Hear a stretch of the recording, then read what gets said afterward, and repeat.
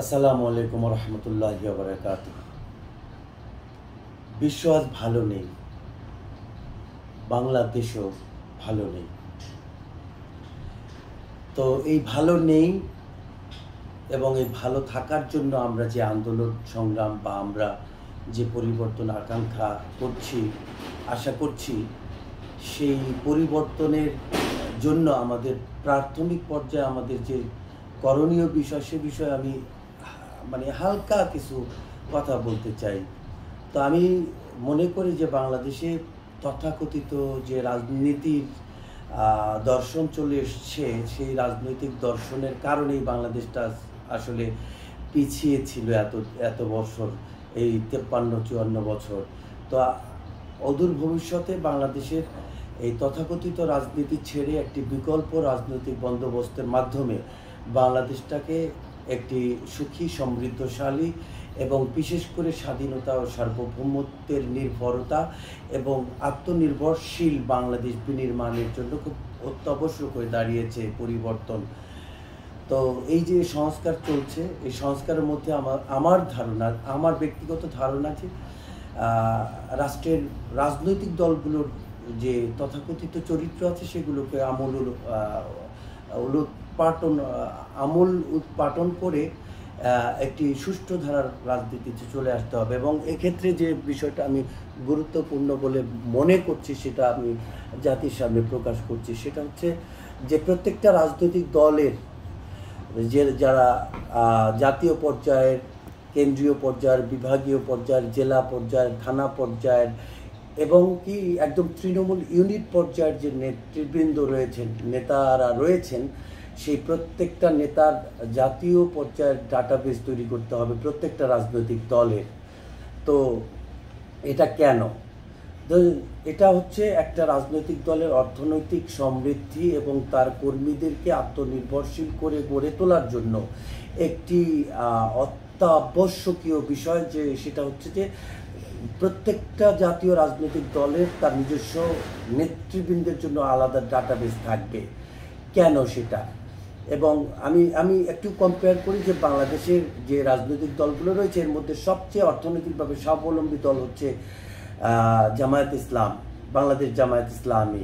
কারণ কি? কারণ হচ্ছে তাদের জাতীয় পর্যায়ের ডাটাবেস আছে কিনা আমি জানি না, তবে তাদের প্রত্যেকটা জাতীয় পর্যায় থেকে একদম ইউনিট পর্যায় পর্যন্ত তাদের একটা অর্থনৈতিক মেলনবন্ধন রয়েছে এবং তাদের একটা কঠিন অর্থনৈতিক ভিত্তি রয়েছে, যে প্রত্যেকটা মাসেই চাঁদা দিচ্ছে প্রত্যেকটা কর্মী এবং সেখান থেকে অর্থ কোন খাতে ব্যয় করবে সেটা নিয়ে হিমশিম খাচ্ছে জামায়াত ইসলামী। অর্থাৎ অর্থের প্রবাহ তাদের এত পরিমাণ। কিন্তু আমাদের দেশের স্বনামধন্য এবং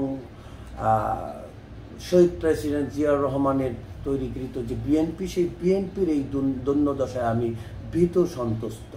এ কারণে যে তাদের পলিটিক্যালি অনেক গোছগাছের অভাব আমার কাছে মনে হচ্ছে এবং নেতাদের কথাবার্তা এবং তাদের চাল চলনে, তাদের রাজনৈতিক দর্শনে মনে হচ্ছে তারা আসলে স্টাডি করে কোনো কিছু করেন না, বলেন না। যথেষ্ট পরিমাণে ঘাটতি রয়েছে আমার মনে হয়। এটা আমার ব্যক্তিগত ধারণা, কারো আপত্তি থাকলে মাফ করবেন। তো আমি যেটা বলছি যে দেখেন, ধরেন বাংলাদেশ জাতীয়তাবাদী বিএনপি দল, এই দলের ডাটাবেস যদি আপনি দেখেন, তাহলে ধরেন একটু অনুমান ধরে নেবেন, জাতীয় পর্যায়ে 100 জন নেতা রয়েছেন, কেন্দ্রীয় পর্যায়ের নেতা রয়েছেন 300, বিভাগীয় 150 জন করে ধরেন, তাহলে 8টি বিভাগ রয়েছে, সেখানে প্রায় 1200-র মতো তাদের নেতা। এমনিভাবে জেলা পর্যায়ে যদি প্রত্যেক জেলায় 100 জন করে নেতা ধরেন, তাহলে 64টি জেলায় আপনার 6400 জন নেতা থাকে বিএনপি। এমনিভাবে যদি থানা পর্যায়ে যান, তাহলে বাংলাদেশের থানা 639টি, বেশি কম হতে পারে। তো 100 জন করে প্রত্যেকটা থানায় নেতা ধরেন, তাহলে কত আসে? প্রায় 63,900। এবং আপনি যদি ইউনিট পর্যায়ে যান, 50 জন করে পার ইউনিটে নেতা ধরেন, তাহলে প্রায় 1 লক্ষ, কম বেশি, মানে একটা ধারণা। তাহলে সর্বমোট প্রায় 1,72,000 800 নেতা বিএনপির জাতীয় পর্যায়ে থেকে শুরু একেবারে তৃণমূল পর্যায় পর্যন্ত অল্প অল্প সংখ্যক নেতৃবৃন্দের দ্বারা গঠিত একটি কমিটির যদি আমরা পরিসর বর্ণনা করি, মানে কল্পনা করি, তাহলে আমরা প্রায় 1,72,800 কর্মী পাই।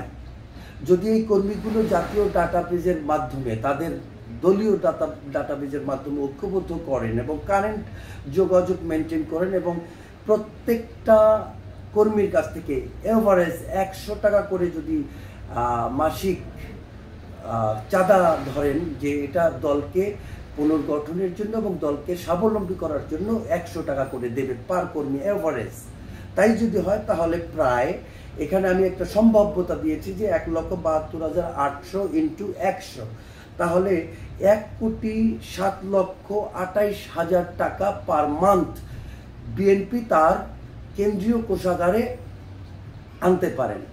এই টাকার কোনো জবাবদিহিতা নেই, শুধু জবাবদিহিতা এটা যে এই টাকাটা দেশের দলের প্রয়োজনে এই টাকাটা সুষ্ঠু ব্যবস্থাপনা হচ্ছে কিনা, এটুকু। এখন এই টাকা দিয়ে কী করবেন? আপনি ব্যবসা করতে পারেন, আপনি আন্তর্জাতিক বিজনেস কোম্পানিগুলোতে শেয়ার কিনে রাখতে পারেন, ব্যাংকের শেয়ার কিনতে পারেন, সরকারের সাথে বেসরকারি উদ্যোগে বিজনেস করতে পারেন পিপিপির আন্ডারে, আপনি হসপিটাল বিজনেস করতে পারেন, আপনি হেন বিজনেস নাই যেটা করতে পারেন না, আপনার হাতে হিউজ পরিমাণ টাকা আসে। এবার আপনি সে টাকা দিয়ে আরও কী করতে পারেন? আপনার এই যে 1,72,800 সম্ভাব্য, এর চেয়ে বেশি হবে অনেক নেতাবৃন্দ সমগ্র বাংলাদেশে, জাতীয় থেকে একদম ইউনিট পর্যন্ত, টপ টু বটম। তাহলে এদের জন্য ক্ষুদ্র ঋণের ব্যবস্থা করতে পারেন। ক্ষুদ্র ঋণ, দ্যাট মিনস আমি বলতেছি উদ্যোক্তা ঋণ। হ্যাঁ, ক্ষুদ্র উদ্যোক্তা ঋণ আপনারা ব্যবস্থা করে তাদেরকে স্বাবলম্বী করে আনতে পারেন। ইভেন দ্যাট আপনি সম্মানী ভাতার ব্যবস্থা করতে পারেন। যেহেতু হিউজ পরিমাণ টাকা আপনার হাতে কোষাগারে চলে যাচ্ছে, সেই টাকাগুলো আপনি ব্যাংক, বিমা, সরকারি বেসরকারি বিজনেসের সাথে সম্পৃক্ত হয়ে সেখান থেকে মাসিক যে মুনাফাটা আর্ন করবেন, তা দিয়ে বাংলাদেশের এই 1,72,800 লোকেরই মাসিক ভাতা দেওয়া সম্ভব, একটু সময়ের ব্যবধান। অর্থাৎ আপনি যদি 1 বছর এখানে স্টে করেন, যে 1 বছরে এই টাকাটা জমাবেন, বা আপনি আপনাদের ডোনারদের দ্বারা আরও 200, 400, 500 কোটি, 1000 কোটি টাকা নেবেন, নিয়ে এই টাকাটাকে একটা বিশাল বড় অঙ্ক তৈরি করে আপনি একটা ব্যাংকে বিনিয়োগ করে দেন, সেখান থেকে 1,72,800 লোকেরই আপনার সম্মানী ভাতা দেওয়া সম্ভব। আপনি সম্মানী ভাতা দিবেন না, দরকার নেই, কিন্তু তাদেরকে ব্যবসায়িক সুবিধা দেন, লোন দেন, অথবা সম্মানী ভাতা যেটা করেন। যদি এটা করেন তাহলে বাংলাদেশের এই যে চাঁদাবাজ, যেটা নিয়ে এখন সংগ্রাম করতে হচ্ছে, এই চাঁদাবাজ থাকবে না। বাংলাদেশে যেমন সরকারি কর্মচারীদের মধ্যে দুর্নীতি এবং টেন্ডারবাজ, রাজনৈতিক দলগুলোর বিভিন্ন ক্ষমতা দখলের রাজনীতি, চাঁদাবাজি, অনেক কিছু, এগুলো, এই অপকর্মগুলো আর থাকবে না। যদি এই অপকর্মগুলো নিরসন করতে চান এবং বাংলাদেশকে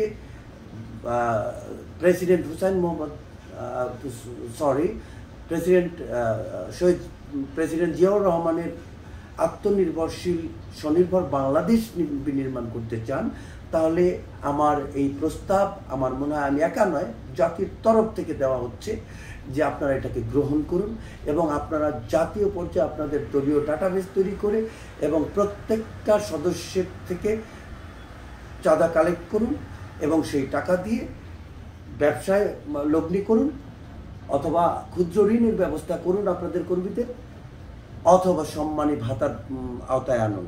তাহলেই এই দেশ একটি সুখী, সমৃদ্ধশালী, চাঁদাবাজ মুক্ত, টেন্ডারবাজ মুক্ত, ঘুষ দুর্নীতি মুক্ত একটি সুখী বাংলাদেশ বিনির্মাণ হবে, স্বপ্নের বাংলাদেশ বিনির্মাণ হবে। কাজে এই প্রস্তাবনাটা শুধু বিএনপির জন্য তা কিন্তু না, প্রত্যেকটা উদীয়মান রাজনৈতিক দলের প্রতি একই আহ্বান যে আপনারা ঠিক জাতীয় পর্যায়ে একটি ডাটাবেস তৈরি করুন এবং আপনাদের তৃণমূল টপ টু বটম আপনাদের এই কালেকশনের আন্ডারে নিয়ে আসুন এবং আপনাদের যারা বড় বড় ডোনার রয়েছে তাদের কাছ থেকে ডোনেশন গ্রহণ করে সেটা স্বচ্ছতার জবাবদিহিতার ভিত্তিতে আপনারা এটাকে বিনিয়োগ করুন এবং আপনাদের কর্মীকে সামলান। কারণ আপনাদের কর্মীরা বেকার থাকতে থাকতে তারা বেপরোয়া হয়ে গেছে। কারণ প্রত্যেকটা মানুষের দৈনন্দিন চাহিদা রয়েছে, খাদ্য, বস্ত্র, বাসস্থান, শিক্ষা, চিকিৎসা, এগুলোর সব জায়গায় খরচ, রাস্তায় বেরোলেই খরচ। এই খরচ তাদেরকে মেনটেন করতে হয়। কাজে কোনো না কোনোভাবেই তারা মেনটেন করার চেষ্টা করে, সেটা বৈধ অবৈধ হিসাবে তারা গণ্য করে না।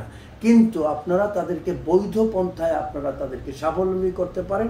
আর যদি আপনাদের তরফ থেকে এই দেশের 1,72,800 সম্ভাব্য নেতাকর্মী আত্মনির্ভরশীল হয়, তাহলে বাংলাদেশ আত্মনির্ভরশীল ইনশাআল্লাহ। বাংলাদেশ জিন্দাবাদ, বাংলাদেশ অমর হোক। আসসালামু আলাইকুম ওয়া রাহমাতুল্লাহি ওয়া বারাকাতুহু।